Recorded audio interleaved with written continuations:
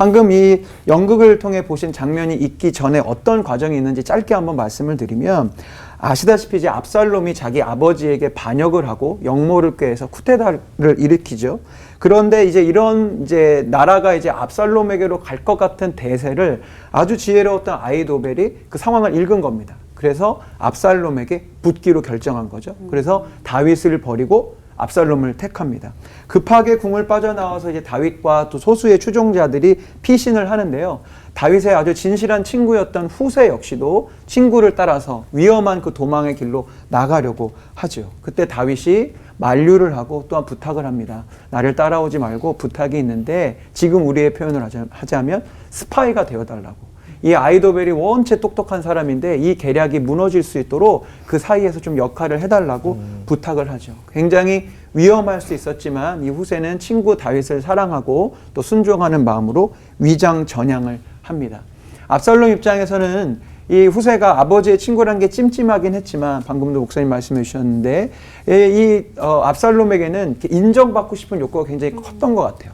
지금 나에게 아히도벨이라는 지략가도 있고 후세라든 제약가도 있는 것이 너무 멋져 보이는 거죠. 자기의 리더십이 난 이 정도야 라는 것을 보여주고 싶은 상황이었을 것 같아요. 그래서 후세를 걷어들이고 아히도벨과 후세의 모든 계략을 들은 이후에 최종적으로 압살롬은 후세의 계획을 따릅니다. 그 결과에 실망한 아히도벨은 또 상황이 자기 뜻대로 되어가지 않을 것을 워낙 똑똑하니까 벌써 읽은 거죠. 그래서 결국은 자살하고 마는 그 스토리 라인에 있는 내용을 오늘 우리가 함께 나누려고 하는 것입니다. 이 이야기를 쭉 보면 아히도벨과 압살롬이 무언가 닮아 있고요. 후세와 그 친구 다윗은 또 닮아 있습니다. 이렇게 요약해 볼 수 있을 것 같아요. 압살롬과 아히도벨은 사람에 의한, 사람을 위한 사람의 계획을 세웠던 사람들이고요. 다윗과 후세는 하나님에 의한, 하나님을 위한 하나님의 계획을 가졌던 사람입니다. 이 압살롬이 아버지를 반역하는 과정을 보면 압살롬의 모든 선택에는 사람이 중심되는 것을 볼 수 있어요.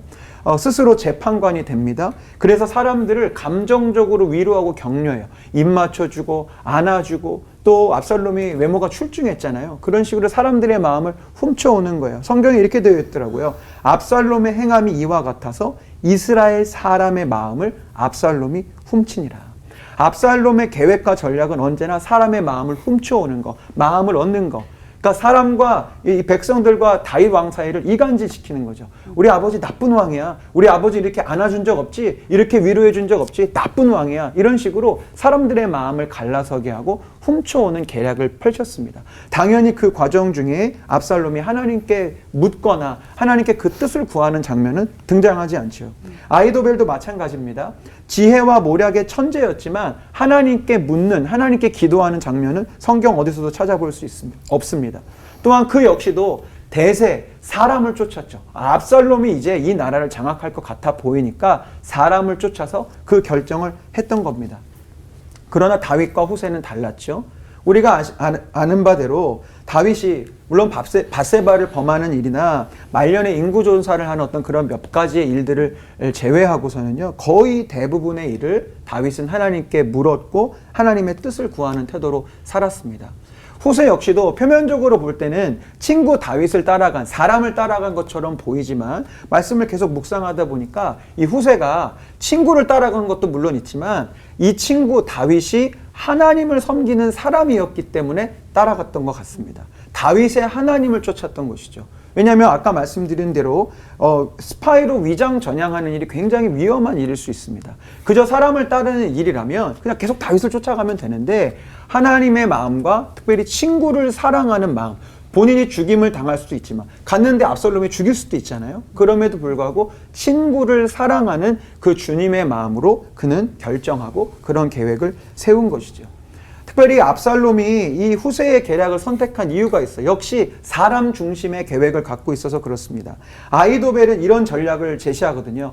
왕이시여, 정예 부대를 꾸리셔서 이 밤에 기습 작전을 펼치십시오. 그래야 승산이 있습니다. 그때 후세는 이런 이야기를 해요. 왕이시여, 전군을 출정시키십시오. 그리고 그 앞에 압살롬 왕께서 그 앞에 서십시오. 멋진 왕관을 쓰시고 망토를 두르시고 내가 이 나라의 왕이라는 것을 보여주라는 이 말을 하죠. 그때 압살롬의 마음이 혹할 수밖에 없는 거예요. 와, 내가 드디어 나의 왕으로서의 이 폼을 좀 잡을 수 있겠구나. 그 인간적인 마음을 이 후세는 자극했죠. 그런 모든 상황 가운데 결국은 폼나게 출정했다가 그 아름답고 멋진 머리카락이 나뭇가지에 걸려서 결국 압살롬이 죽임을 당하지 않습니까?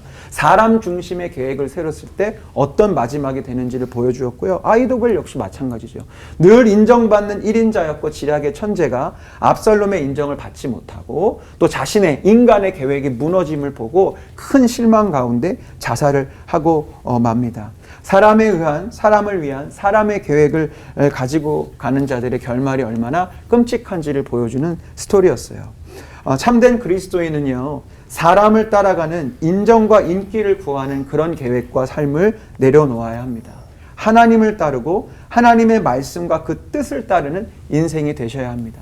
물론 그렇게 하나님을 쫓아가는 길에 때로는 내가 인정받지 못할 수 있습니다. 인기를 얻지 못할 수도 있고요. 무명할 수도 있고요. 무시를 당할 수 있습니다. 그러나 그럼에도 불구하고 꿋꿋하게 하나님에 의한, 하나님을 위한 하나님의 계획을 세우는 사람이 된다면 다윗처럼 후세처럼 승리하는 인생이 될 줄로 저는 확신합니다. 기도하겠습니다. 주님, 우리의 발걸음을 인도하실 하나님만을 크게 바라보며 하나님에 의한, 하나님을 위한 하나님의 계획을 쫓아 살아가는 우리 모두가 되게 하여 주시옵소서. 예수님의 이름으로 기도드립니다. 아멘.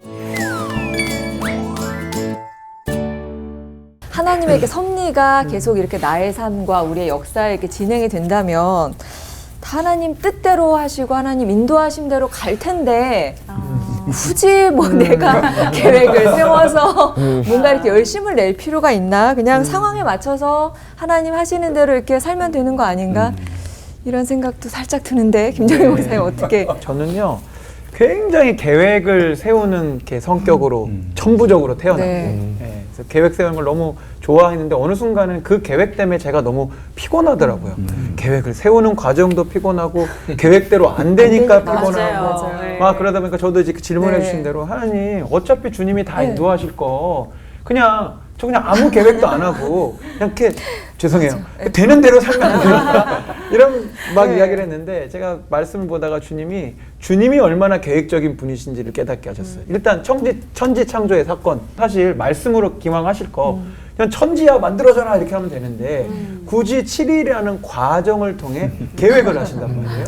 그리고 예수님을 이 땅 가운데 보내실 때도 동정녀에게서 탄생하게 하시고 아기 예수, 어린이 예수, 그 다음 청년 예수의 이 과정과 계획을 따라서 하나님이 이렇게 만들어 가시는 것도 보게 되고 또 한 가지는 구약의 제사 중에 이제 소제라고 곡식 제사가 있는데 제가 공부하기 전에는 곡식 제사를 그냥 이렇게 곡식을 뚝 따다가 우리 예전에 추수감사절 봉투처럼 이렇게 곡식을 그냥 하나님 앞에 드리는 건 줄 알았어요. 근데 보니까 그렇지 않더라고요. 추수한 곡식을 가지고 그 알곡을 또 털어내고 그것을 곱게 또 도정을 한 다음에 곱게 갈아서 가루를 드리든지 아니면 그 가루로 과자를 만들어서 하나님 앞에 드려야 되는데 이 모든 것에 과정이 있고 계획이 필요한 거죠. 몇 월 며칠에 소제를 드리려면 그 전에 곡식을 자를 계획이 필요하고 그 다음에 도정할 계획이 다 필요한 거예요. 하나님은 우리가 주님을 위해서 무언가를 해나갈 때 계획하고 준비하는 것을 너무나 기뻐하신다는 생각을 했고요. 그렇기 때문에 우리의 계획에 급이 좀 달라져야 된다고 생각해요. 오늘 아까 나눴는데 우리의 계획이 사람 중심으로 사람에 의해 사람들이 다 그렇게 하니까 또 내 나이가 이쯤 됐으니까 사람들이 이 나이쯤에 다 이걸 하니까 그런 사람을 쫓아가는 계획이라면 우리가 과감하게 내려놔야 되겠지만 주님을 위해서 또 주님의 나라를 위해서라면 적극적으로 계획하고 또 미리 준비하고 설령 그 준비가 뭐 준비대로 되어지지 않는다 할지라도 섭리하시는 하나님을 기대하면서 그렇게 나아가는 게 올바를 것 같아요. 그래서 결론은 섭리하시지만 계획도 해야 한다. 된다.